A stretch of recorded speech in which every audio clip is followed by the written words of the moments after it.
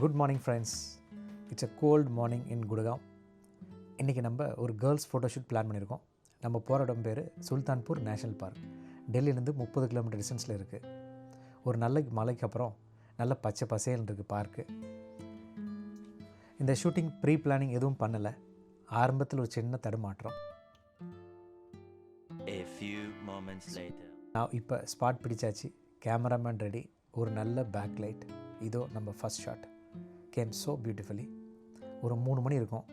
பார்த்திங்கன்னா நல்ல green yellowish tone, நல்ல ஒரு ஓப்பன் அப்பாச்சரில் எடுத்தோம்.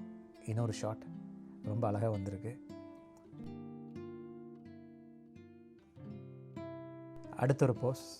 கேமராவே பார்த்துட்டு இருந்தால் எப்படி, கொஞ்சம் மேலே பாரு அப்படின்னு சொல்லியாச்சு. அதனால் அப்படி ஒரு ஷாட். நீங்கள் நினைக்கிறீங்க இந்த ஃபோட்டோ பற்றி கமெண்ட்ஸில் சொல்லுங்கள். நம்ம மாடலுக்கு இந்த இடம் போர் அடிச்சிருச்சு. சரி, நெக்ஸ்ட் லொக்கேஷன் போகலாம் அப்படின்ட்டு ஒரு ஏரிக்கரை. நல்ல லொக்கேஷன். பின்னாடி ஃபுல்லாக வாட்டர் பாடிஸ். கையில் ஒரு நேஷ்னல் ஜியோகிராஃபிக் புக்கு கொடுத்து நல்ல ஒரு போஸ் கொடுக்க சொன்னோம். நம்ம மாடலும் நல்ல ஒரு போஸ் கொடுத்தாங்க. இதோ இந்த ஷாட் ரொம்ப அழகாக வந்திருக்கு. நீங்கள் நினைக்கிறீங்க?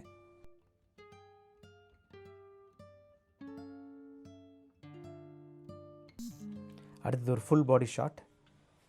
பின்னாடி பேக்ரவுண்ட் எல்லாம் பிளராக ரொம்ப பியூட்டிஃபுல்லாக வந்திருக்கு. Yes, I am very impressed. இந்த ஃபோட்டோஸ் பற்றி நீங்கள் நினைக்கிறீங்க கமெண்ட்ஸில் சொல்லுங்கள். ரொம்ப நேரம் நிற்கிறதுனால நம்ம மாடலுக்கு போர் அடிச்சிருச்சு. அப்பா எப்போ விடுவீங்கன்னு கேட்க தொடங்கிட்டாங்க.